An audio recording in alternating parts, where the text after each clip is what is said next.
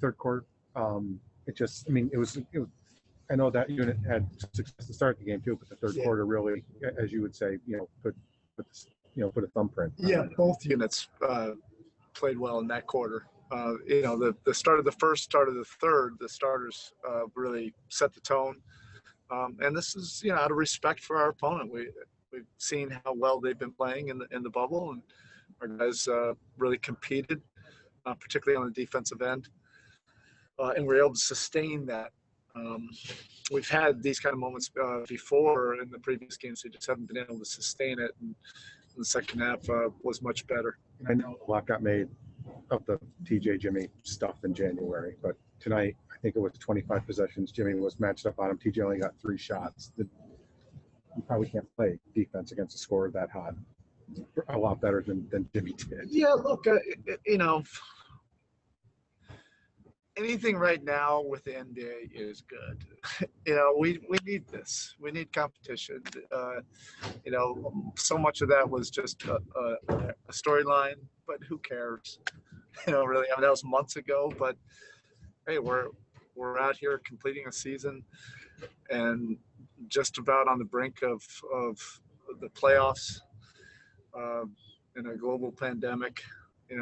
It's just all good, right now, the fact that we're able to do this. And if it contributes to interest because people want that storyline, so be it.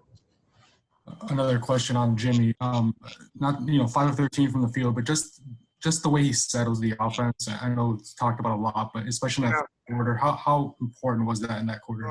Both he and Goran, they're veteran savvy players, and that's probably what was missing the most. Both of our last 2 games were winnable games.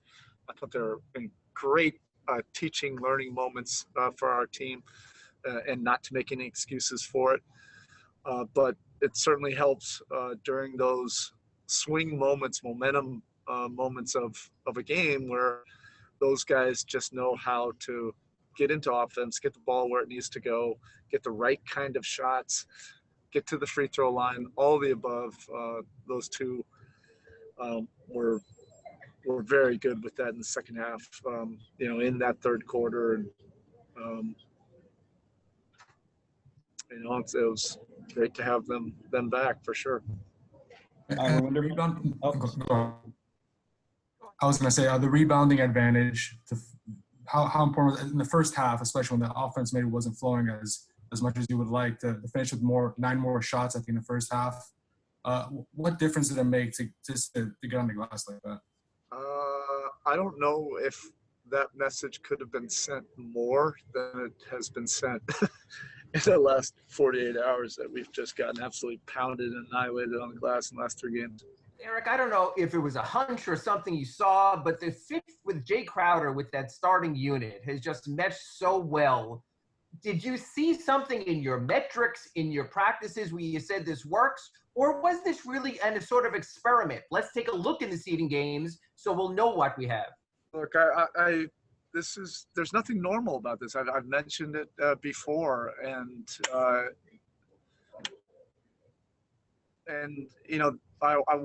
wanted to make sure coming into this bubble that I'm open-minded to whatever course this team takes. And these are tough decisions.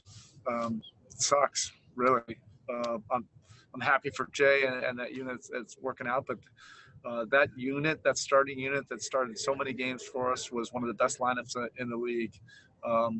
And that was pre-pandemic, and the world and the league and all the situations have changed, and we're just adapting, and I'll continue to be open, to whatever we need to do. But Jay has he's been a great fit for our team. That's the most important thing. He's a Miami Heat type player. He could fit coming off the bench or starting it in. Either way, he helps you.